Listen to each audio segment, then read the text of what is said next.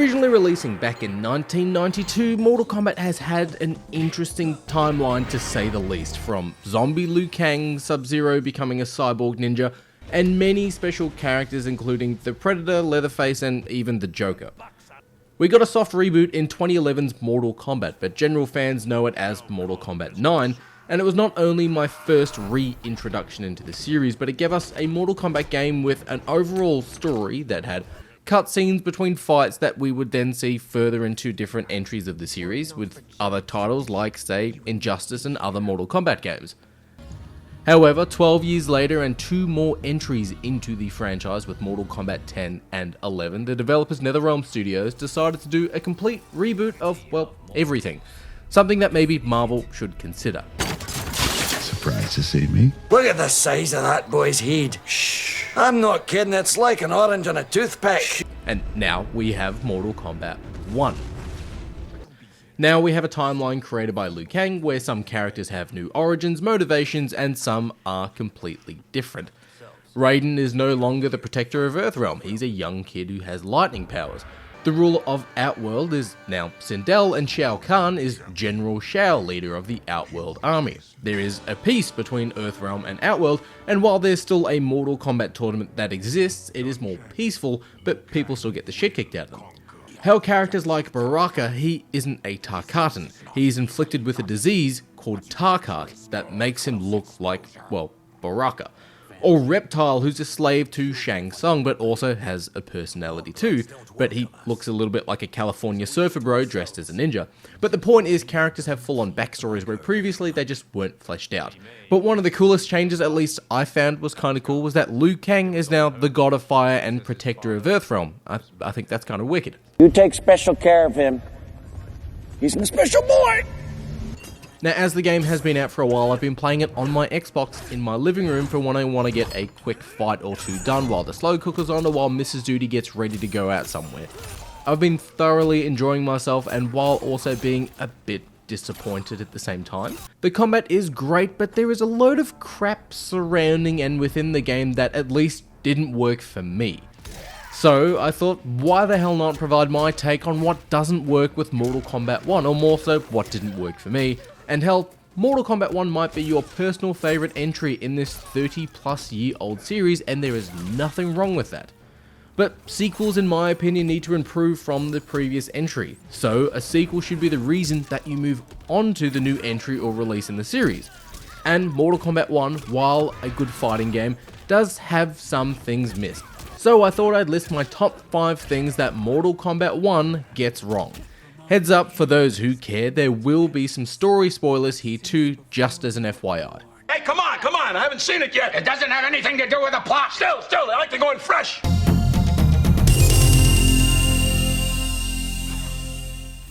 Each Mortal Kombat entry gave us something new and a bit of a reason to return to the game. Whether it was DLC characters, outfits, or just overall fun gameplay. Mortal Kombat 9 gave us Freddy Krueger, so Mortal Kombat 10 gave us more iconic horror characters with Leatherface, Jason, Alien, and the Predator. Mortal Kombat 11 not only had some insane DLC characters like Spawn, Robocop, and even the Joker, but it gave us the option to customize our characters like how Tekken would allow its players to. We could give Sub-Zero an ice mask, we could change out Scorpion's swords or kunai, and we could even give them different outfits and themes, such as the Batman Who Laughs Noob Saibot skin, which was dope. So if or when we played our mates online or on the couch, we'd see how my Sub-Zero looks completely like, say, the Shredder from Ninja Turtles, rather than what Mortal Kombat 11 would normally give us for Sub-Zero. You're gonna be the first pirate. But I don't want to be a pirate. Here in Mortal Kombat 1, it is a different story. We've got new iterations of characters and the cameo system, where a fighter will jump in for a quick assist and then jump out. Now, while we do have the option to customize our fighters and to an extent our cameo fighters, it's not as engaging or as entertaining as what we got in Mortal Kombat 11, if that makes sense. Mortal Kombat 11 gave the players the option to change 3 specific items for each character, their outfit, and their entrance and victory animation. Using Scorpion as our example, we could change his mask, his sword, his kunai, and then change out his overall outfit and animations. And it'd be kinda cool playing with mates to see some great customization options, and it worked really well in Injustice 2 before that. Mortal Kombat 1 though, we've lost the option to personalise our characters, at least to the extent that we could in Mortal Kombat 11, and hell, even the Injustice series. We've only got the option to change out one piece of gear and the outfit. Now if we continue to use Scorpion as our example, we can change out his face mask and his outfit. That's it. The option for cameo fighters too are just colour shaders of their original outfits, and that's it.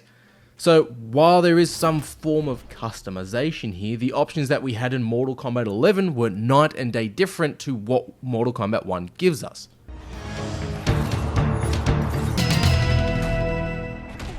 Now, I grew up with Mortal Kombat as a kid. I watched the fantastic, and I won't hear a bad word against it, 1995 movie and its interesting sequel. Say whatever you will about that movie. You're alive. Too bad you will die. What the hell was that? I remember sitting on the floor with my original Xbox being completely shocked when Deadly Alliance started with a cutscene of Shang Tsung and Quan Chi killing Liu Kang. Liu Kang is dead. What the fuck happened? Hey! Even recently with the new Mortal Kombat opening with Hanzo Hasashi's family being killed by the Lin Kuei and Bi-Han, it was all stuff that I knew and I loved. With the ending of Mortal Kombat 11 and even with its DLC Aftermath, the world was completely destroyed and recreated as Liu Kang imagined it, and it worked great for those who wanted to get involved with the Mortal Kombat universe, as yeah, the lore and the story is pretty damn confusing sometimes, I won't lie. Previously seeing Liu Kang become the champion of Mortal Kombat and working alongside Raiden, saving the world multiple times, it is great to see Liu Kang move into the role of Earthrealm's protector and the God of Fire, and it is wicked character progression. But what didn't work for me, and you might be a fan of this and that's all cool if you are, but it's how Mortal Kombat 1 recreated the series' most iconic characters in Sub-Zero and Scorpion. Now, the previous game's lore, Scorpion and Sub-Zero were the most hated of enemies who then started working together in Mortal Kombat 10 and 11's story. A quick story summary is though, Hanzo Hasashi's family and clan, the Shirai Ryu, were killed. There is a bit of trickery of who killed who, but Hanzo believes it was Bi-Han, the original Sub-Zero, who was the leader of the Lin Kuei, the opposing faction to the Shirai Ryu. Now Hanzo dies and comes back as a spectre from the Netherrealm, which is basically hell, and he gets fire powers, and that's how we get Scorpion. Scorpion and Sub-Zero fight, Bi-Han dies, and in future games, the new Sub-Zero is Kuai Liang, who is Bi-Han's younger brother, who then goes on for some of his own revenge against Scorpion 2. Now, since Mortal Kombat 2, Sub-Zero has been Kuai Liang, Scorpion has been Hanzo, and there's always been some form of rivalry between the two. Now, there is a pretty damn good story in this series with its most iconic characters, and while there is a bit of a whodunit situation, it's entertaining and it explains why these two hate each other. Here in Mortal Kombat 1 though, we're introduced to Sub-Zero and Scorpion, who are both members of the Lin Kuei. Come again. Sub-Zero is still Bi-Han, but Scorpion is Kuai Liang, Bi-Han's brother rather than Hanzo Hasashi. And unlike the previous timeline, Scorpion hasn't died and is a spectre with fire powers, he's just a ninja with fire powers and a scorpion tattoo on his arm. Look, I'm telling... But from the events of the story, again, spoilers, heads up, but Scorpion finds out that Bi-Han has evil plans, leaves the Lin Kuei and starts the Shirai Ryu. Okie dokie. Changing the backstory and origins of some characters are, yes, a bit of a welcome change. As I mentioned, Reptile's story is pretty cool, but some characters don't overall change in this game's story, like Johnny Cage, who is still a martial artist movie star, he's still a smartass, and he's still a flirt. Nothing drastically changes with his character. Having a young Raiden, wicked cool idea, but changing so much about the series' most iconic characters didn't sit right with me. Imagine if Disney and the MCU made Professor X and Magneto brothers. Sure, you could do it, but you'd kinda ruin the already fantastic story and rivalry established between two iconic characters.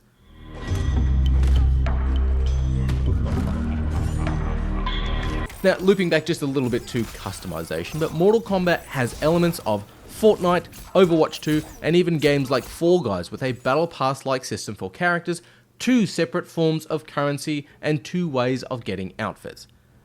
Firstly, yes, Mortal Kombat 1 has microtransactions with its Dragon Crystals, a premium currency that can be used in the store to buy what little gear options are available for characters like face masks, hats, gloves, and wings for Megan Fox, and outfits in general, which so far have been outfits that appear in the story mode like the Indiana Jones skin for Johnny Cage, or a evil skin here and there. Nothing really special. But as I already mentioned, not overly being a fan of how they handled Scorpion and Sub-Zero, but the team at NetherRealm decided to make and add a Deadly Alliance skin for Scorpion with a flaming head.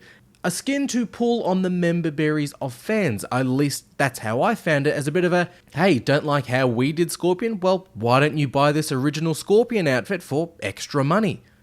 As seeing as we can't customize our characters like we could in Mortal Kombat 11, seeing a great looking skin in the shop makes you want to pull the trigger and spend more money on a game that already costs you from $100 to $140 feels wrong and greedy. Oh, and the conversion rate for this Scorpion skin is $15. What the fuck?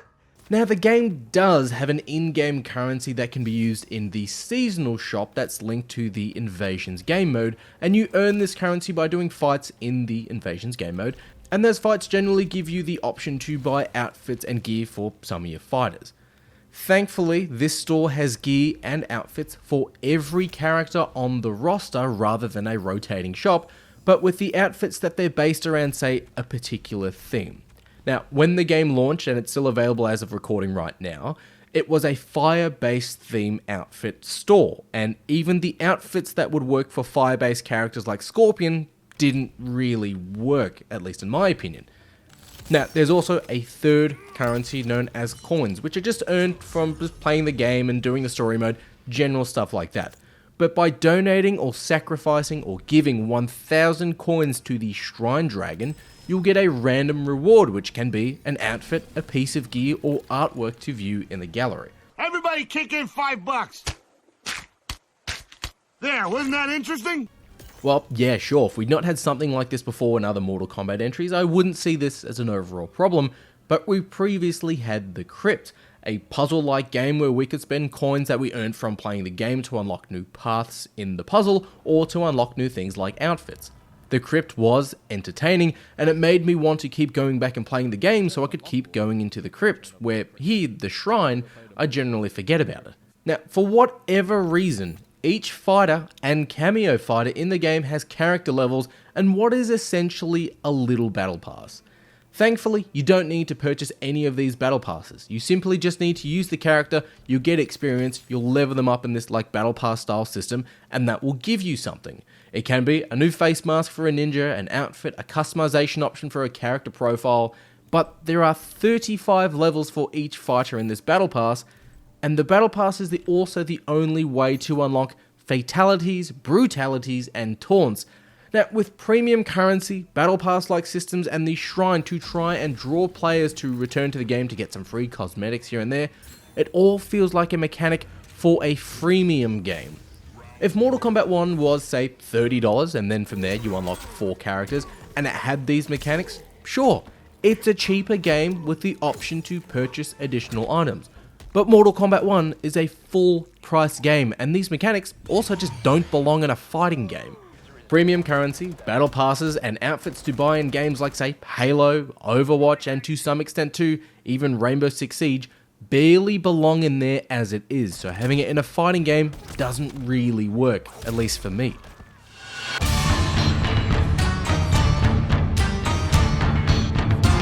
Now, I won't be going into everything that happens in the story, but yes, there are some story spoilers again, so heads up. Having the end of Mortal Kombat 11 and its DLC Aftermath with Liu Kang recreating the universe following Kronika destroying everything, yeah, obviously the options are either to do a Back to the Future to go back and stop Kronika, or reboot the universe. Obviously, we got a universe reset, which, as I mentioned, having Liu Kang become the protector of Earthrealm was a great character development for the character of Liu Kang, at least that's what I think. But again, some spoilers, the story of Mortal Kombat 1 does have multiple universes with evil universes, and some of its elements, sure, are cool, but the overall story, dude, I don't know, it just felt kinda rushed. Previously, Mortal Kombat games would release between Injustice titles, so NetherRealm released Mortal Kombat 9, then we got Injustice, then we got Mortal Kombat 10, then we got Injustice 2, then we got Mortal Kombat 11, then we got the DLC Aftermath, and then I was a bit surprised we didn't get Injustice 3. Going straight from Mortal Kombat 11 Aftermath to Mortal Kombat 1, for some reason to me made the game and story feel kinda rushed. Now, don't get me wrong, there are some great things that Mortal Kombat 1 does in its story. Besides Liu Kang's character progression, Shang Tsung in Mortal Kombat 11's DLC Aftermath was portrayed by Kari Hiroyuki Tagawa, the actor who played Shang Tsung in the '95 Mortal Kombat movie, and for lack of a better word, it was fucking fantastic. Here in Mortal Kombat 1, Shang Tsung is a younger character and is voiced by Alan Lee, who mimics and portrays a bit of a younger version of Tagawa's iconic character, and I thought that was pure brilliance. Pure genius. The cutscene and general story too is super easy for fans of the series, new and old, to simply sit back and enjoy. I've played through the story twice now and thoroughly enjoyed my second playthrough. There were character arcs that had me super interested, and Johnny Cage constantly had me laughing, either from movie references or callbacks to original character outfits. You couldn't steal a more functional hat. What? It hides your face. And honestly, it suits you. But at the end of the second act and the start of the third act, the story felt kinda rushed. And like it was created because, well, the MCU has the multiverse, the DCU has the multiverse, so why don't we? Where I think if NetherRealm Studios took their time with Mortal Kombat 1 and say maybe released Injustice 3 in the meantime to further bake this story, I think we could have had a better product. But again, that might not be a problem that you have, and that's completely fine.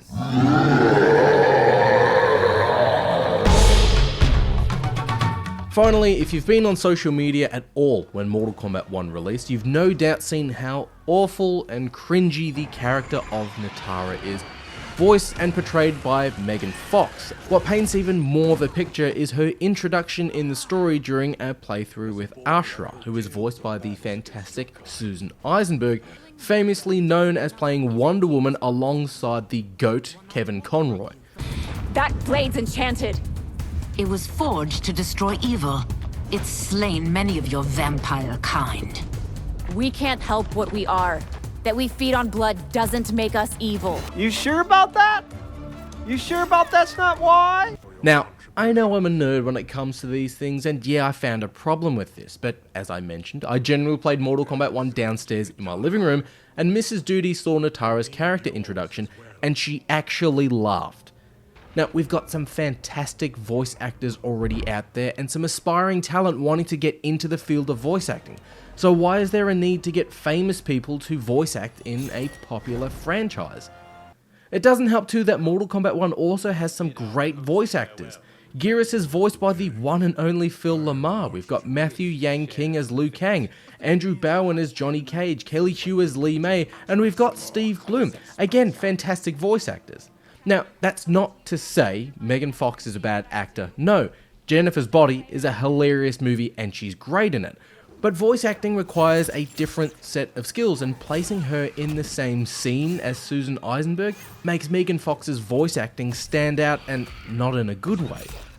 Look at how powerful some characters' presences are in these cutscenes, and then when we get the first look at Nitara, it looks kinda painful. Both voice acting and visually, it sort of hurts the scene. Serena's right. Because of Quan Chi's magic, my realm's people are no longer poisoned by sunlight. Oh my god, it's bad. It feels like she just turned up to the studio, read some lines, and left without caring about her character or reading the script. Bada bing, bada boom, I'm done. Learn from a professional, kid. Even in the trailer showcasing Megan Fox as Nitara, she looks like she has no clue what she's talking about, nor who the character of Nitara is. I really like her. She's a vampire, which obviously resonates for whatever reason. What? Hell, they even used another voice actor in Christine V. Valenzuela for Nitara's screams, grunt, and general combat noises, and once you notice it, you can't unnotice it. What's kind of weird too is that the playstyle and character of Nitara is a powerful character to use in the game. The only other celebrity voice actor in Mortal Kombat 1 now that isn't actually cringy is Jean-Claude Van Damme as a skin for Johnny Cage, as the character of Johnny Cage was inspired by the actor. We are getting John Cena and J.K. Simmons in the game voicing Peacemaker and Omni-Man, but they're playing characters that they themselves have already portrayed and made their own, and I would think they also have investments in these characters too. But these are some of the issues that I had. You might really like Megan Fox as Natara, or you might really like what they did with Scorpion and Sub-Zero, and hey dude, there's no issues here. You like what you like, and I have no problem with that. Mortal Kombat 1 is still a super fun game to return to a month or so after its launch, and I find it is a perfect game to quickly turn on, play a couple of rounds, perform some gruesome fatalities, then move on to another game. It works as a great palate cleanser for me. But these were my top 5 issues with Mortal Kombat 1, and you might have a completely different list. Hell, you might not even have any issues with Mortal Kombat 1, and you think it's a perfect game, and there's no problem with that. But either way, I'd love to know down in the comments below. I'd recently just had a mate completely change my opinion on Merry and Pippin in The Lord of the Rings, and that was all from his point of view, and it was a great discussion. But whether you've been a fan of Mortal Kombat since 1992, or Mortal Kombat 1 is your gateway drug into fighting games, always remember to play with each other and play with yourself. Fatality. Sub-Zero.